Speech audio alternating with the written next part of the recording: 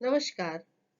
College शिक्षा विभाग राजस्थान ज्ञानदूत कार्यक्रम 2.0 में मैं हूं आपके संग डॉक्टर श्रुति टंडन, सहायक आचार्य समाजशास्त्र। और आज इस वीडियो में मैं आपसे समाजशास्त्र विषय के एक महत्वपूर्ण टॉपिक पर चर्चा करूंगी।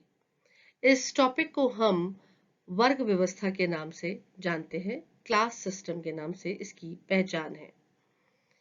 हमने बात करी कि भारतीय समाज में जाति व्यवस्था का बहुत ही महत्वपूर्ण स्थान आदिकाल से रहा है और जाति व्यवस्था जो है वो जन्म पर आधारित है। जाति व्यवस्था को समाज में स्तरीकरण का आधार भी माना गया। ये माना गया कि निश्चित जाति के निश्चित नियमों की एक नियमावली होती है और उसका पालन करना उस जाति विशेष के लोगों के लिए आवश्यक होता है। उसमें विवाह संबंधी नियम भी हैं, तो व्यवसाय संबंधी नियम भी हैं। लेकिन जैसे जैसे शिक्षा का प्रभाव बढ़ा, औद्योगिकरण बढ़ा, नगरीकरण बढ़ा, जाति के जो कठोर नियम थे उनमें परिवर्तन देखने को मिले और एक और व्यवस्था समाज में देखने को पाई गई, वो वर्ग व्यवस्था और क्लास सिस्टम के नाम से अपनी पहचान बनाई। क्या है वर्ग व्यवस्था, क्या है इसके आधार और किस प्रकार से ये जाति व्यवस्था से अंतर रखती है, इन सभी बातों पर हम इस वीडियो में चर्चा करेंगे। वर्ग व्यवस्था के बारे में पहले थोड़ी बात करते हैं कि वर्तमान समय में वर्ग के आधार पर सामाजिक स्तरीकरण पाया जाता है। जैसे ही वर्ग शब्द बोला गया तो कुछ सामाजिक बोलचाल में ही हम आसानी से सुनते हुए शब्द महसूस करते हैं या याद कर सकते हैं। जब हम वर्ग की बात करते हैं, छात्र वर्ग, शिक्षक वर्ग, हम बात कर सकते हैं किसान वर्ग, ये ऐसे शब्द हैं जो हम आम बोलचाल की भाषा में भी सुनते हैं, क्योंकि वर्गों की जो उपस्थिति है वो सार्वभौमिक है। कोई भी काल हो, कोई भी समाज हो, वहां पर वर्ग पाए जाते हैं। विश्व में ऐसा कोई भी समाज नहीं है जिसमें वर्ग ना पाया जाता हो। मार्क्स का तो यहाँ तक कहना रहा कि मनुष्य एक सामाजिक प्राणी है, परंतु अधिक स्पष्टता से देखा जाए या आधारभूत रूप से देखा जाए तो वह एक वर्ग प्राणी है। मैं यहाँ बताना चाहती हूँ कि मार्क्स का जो सिद्धांत है, जिसे हम वर्ग संघर्ष के सिद्धांत के नाम से जानते हैं, वो विश्वव्यापी है और उसकी पहचान आज भी है, क्योंकि वो यही बात करते हैं कि समाज में सदैव वर्ग रहे हैं और उनमें दो वर्गों के बीच में, जिसे हम एक हैव्स और हैव नॉट्स के नाम से जानते हैं, या हम चर्चा करते रहते हैं कि इनमें एक के पास सुविधाएं हैं और एक उनसे विहीन है, उनके बीच में संघर्ष रहता है। मार्क्स अपने वर्ग सिद्धांत में, वर्ग संघर्ष के सिद्धांत में इसकी विस्तार से चर्चा करते हैं। इसलिए उनका यह मानना था कि मनुष्य तो एक वर्ग प्राणी है।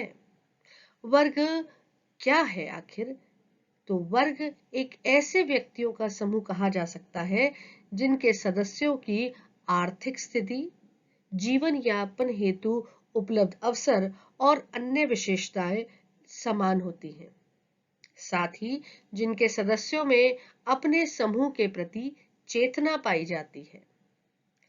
जब जन्म को छोड़कर किसी अन्य आधार पर समाज को विभिन्न समूहों में विभाजित किया जाता है, तो ऐसे प्रत्येक समूह को सामाजिक वर्ग कहते हैं।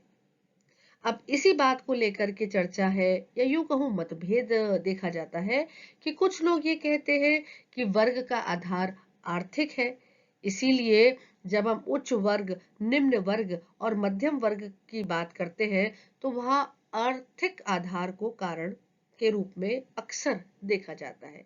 लेकिन वही कुछ लोगों का मानना ये भी है कि क्या ये सिर्फ आर्थिक आधार ही है या सामाजिक और सांस्कृतिक आधार पर भी वर्ग की बात की जा सकती है।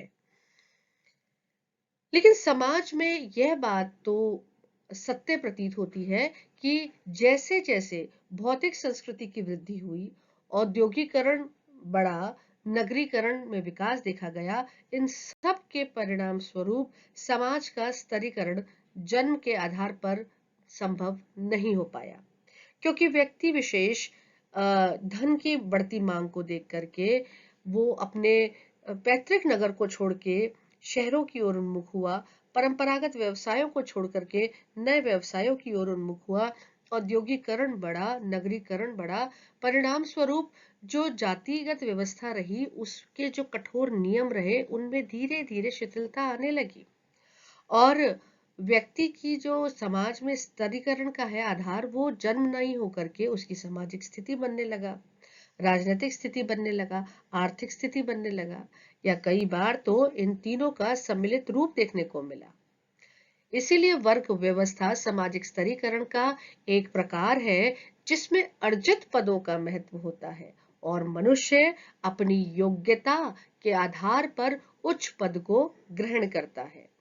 जैसे कि जाति व्यवस्था के संग जुड़ी हुई बात है कि जाति व्यवस्था में व्यक्ति जिस जाति में जन्म लेता है, जीवन पर्यंत वो उसका सदस्य रहता है और उसमें बदलाव संभव नहीं है। लेकिन वर्ग के संग ये बात लागू नहीं होती है, क्योंकि जाति जन्मजात प्राप्त होती है, जबकि वर्ग में अर्जित पदों का महत्व कहा जाता है। इसीलिए यह जाति व्यवस्था के विपरीत खुली और लोचपूर्ण व्यवस्था कहलाती है। बात करते हैं कुछ परिभाषाओं की। तो ऑकबर्न और निमकॉफ के अनुसार एक सामाजिक वर्ग में ऐसे व्यक्तियों का योग पाया जाता है जिनके एक दिए हुए समाज में अनिवार्य रूप से समान सामाजिक स्थिति होती है। यानी कि एक क्लास के लोगों में एक, जो हमने पहले बात की कि चेतना पाई जाती है, क्लास कॉन्शियसनेस देखने को मिलती है कि व्यक्ति अपने वर्ग के जो सामाजिक स्थिति है, एक वर्ग के व्यक्तियों की समाज में जो सामाजिक स्थिति है वो समान होती है। इस बात को आधार मानकर ऑकबर्न और निमकॉफ ने अपनी परिभाषा में बात कही है।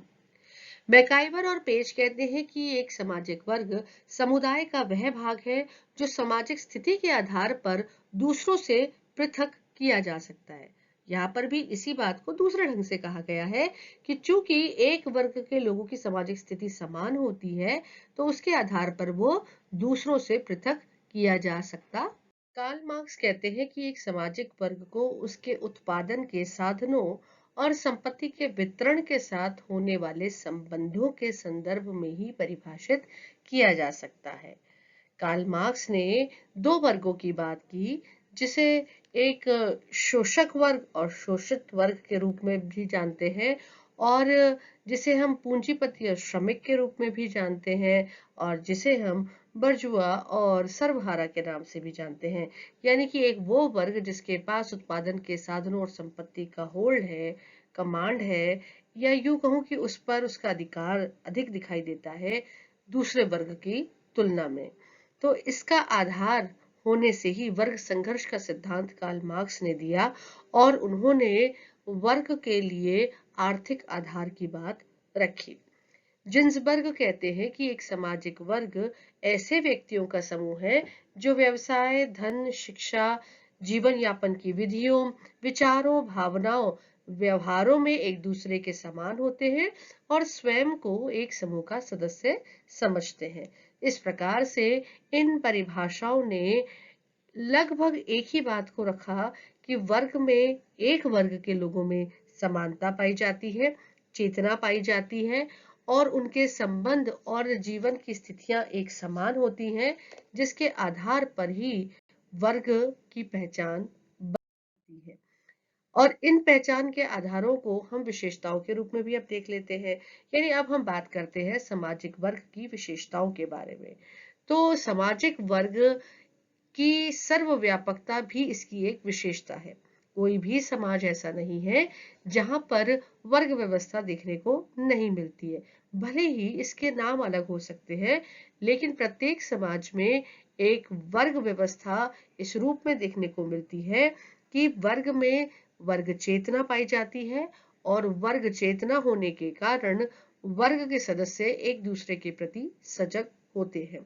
उनमें संबंध जो होते हैं वो सीमित होते हैं। यानी एक वर्ग में दूसरे वर्ग के प्रति किसी आधार पर जो भिन्नता होती है वो उनके संबंधों को भी सीमित कर देती है। समूह में उतार चढ़ाव का रूप भी देखने को मिलता है।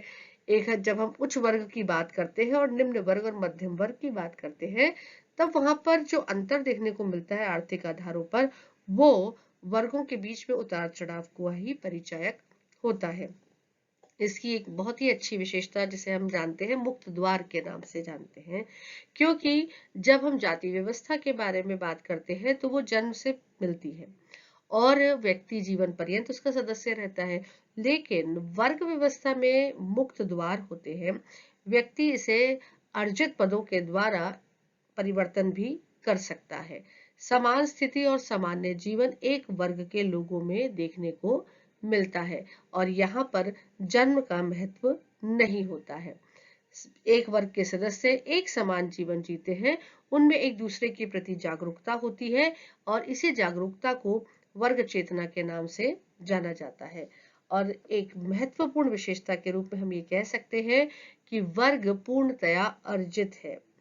भले ही आपका जन्म जिस परिवार में हुआ है उसकी जो वर्ग स्थिति है वो आपको मिली है, लेकिन आप अपने मेहनत से, अपने गुणों से अपने वर्ग में और श्रेष्ठता को प्राप्त कर सकते हैं।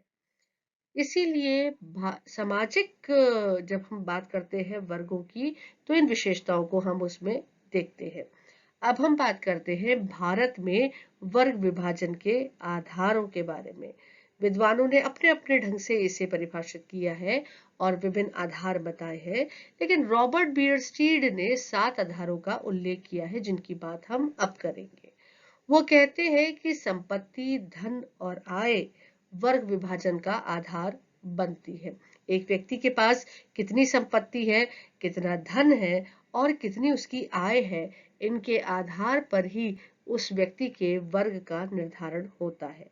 परिवार और नातेदारी भी इस बात को एक बार में देखने को बता देती है कि व्यक्ति किस वर्ग से संबंधित है। आपके नातेदार कौन है, उनके क्या कार्य हैं, किस वर्ग को बिलोंग करते हैं, संबंधित है, ये सब बातें परिवार और नातेदारी भी आधार बनती है वर्ग का, इसका परिचय देते हैं।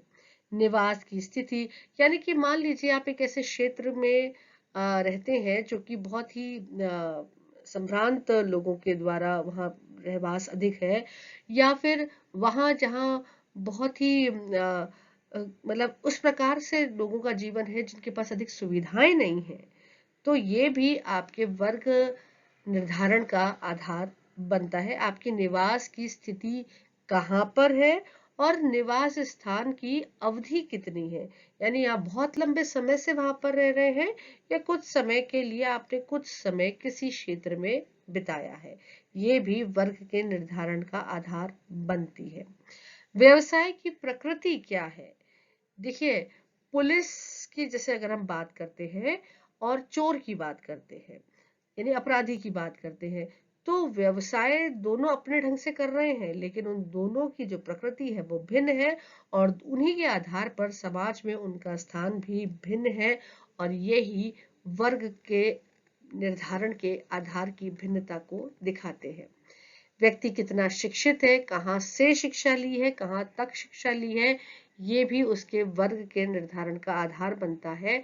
और धर्म को इस आधार पर कहा गया कि जिस प्रकार की शिक्षा, जिस प्रकार की प्रेरणा, जिस प्रकार के सिद्धांत वो व्यक्ति ग्रहण करता है, वो भी वर्ग निर्धारण का आधार बनता है। इस प्रकार से रॉबर्ट बियरस्टीड ने वर्ग विभाजन के निम्न आधारों का उल्लेख किया है।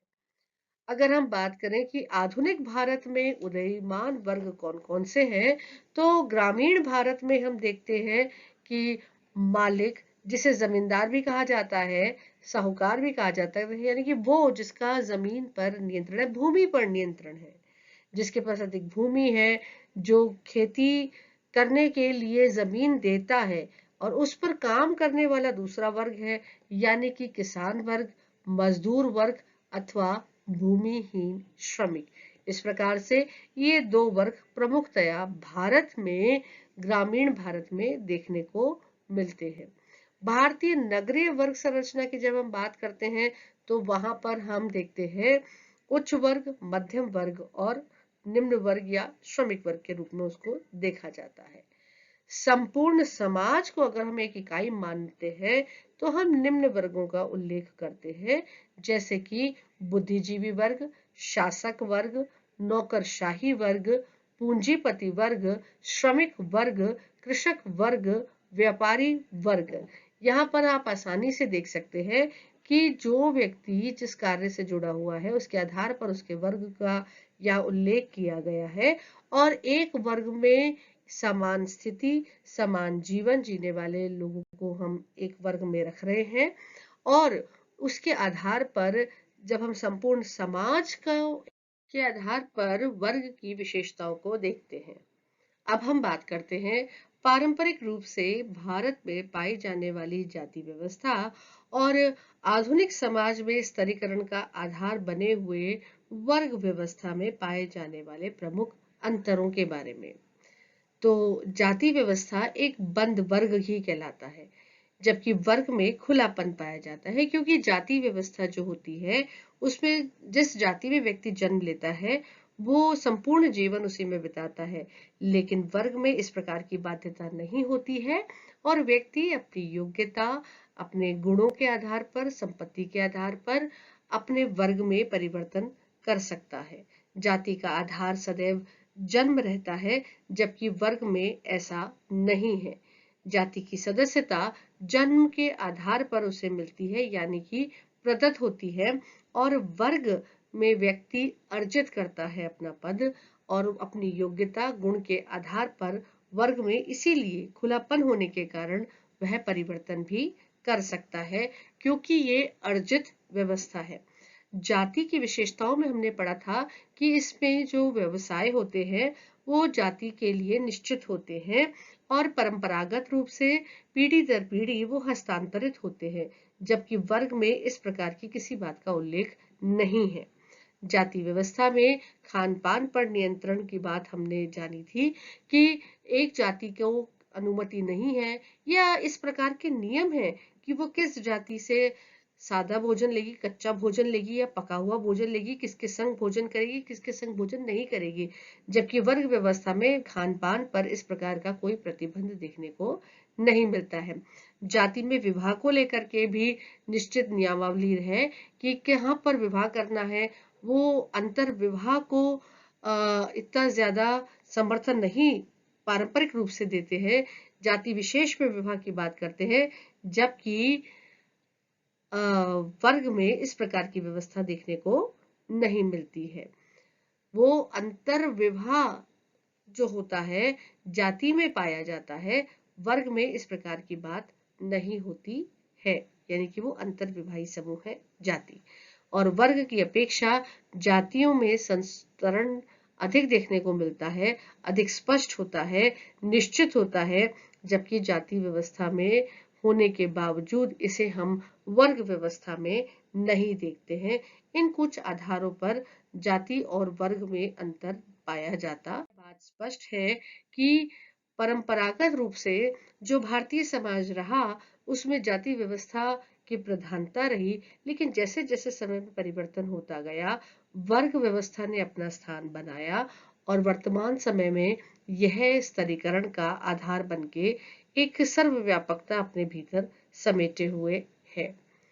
इस प्रकार से इस वीडियो में हमने जाना कि आखिर वर्ग क्या है, उसकी विशेषताएं क्या है, भारत में इसके विभाजन के आधार क्या हैं और कौन कौन से वर्ग पाए जाते हैं उदयमान भारत समाज में, और जाति और वर्ग में अंतर क्या है। इन कुछ प्रमुख बातों को लेकर के एग्जाम्स में सवाल पूछे जाते हैं। इस बात को हमें ध्यान रखना है कि इसकी जो सार्वभौमिकता है वो एक प्रदेश से दूसरे प्रदेश में, एक देश से दूसरे देश में कुछ अंतरों के संग जरूर देखी जाती है, लेकिन प्रत्येक समाज में वर्ग किसी न किसी रूप में पाया जाता है। वर्ग के जो सदस्य होते हैं उनमें चेतना देखी जाती है, जिसे वर्ग चेतना के नाम से जानते हैं, और साथ ही साथ वर्ग में जो अर्जित करने की जो व्यवस्था है वो इसकी वो व्यवस्था है जो कि व्यक्ति को प्रेरित करती है सदैव आगे बढ़ने के लिए, अच्छा काम करने के लिए, वर्ग में अपनी स्थिति को और ज्यादा सुदृढ़ करने के लिए, और यदि व्यक्ति निम्न वर्ग का है तो अपनी मेहनत, अपनी लगन से संपत्ति आय प्राप्त करके अपने वर्ग में भी परिवर्तन कर सकता है। इन सब बातों को ध्यान में रखते हुए इस वीडियो को बनाया गया। उम्मीद और विश्वास दोनों रखती हूँ मैं कि आप लोग इस वीडियो को देख करके वर्ग व्यवस्था के बारे में अपनी जानकारी में इजाफा करेंगे और competitive exams point of view से भी इस वीडियो की सहायता प्राप्त करेंगे। आप सभी ने इस वीडियो को देखा, आपका हृदय से आभार और धन्यवाद।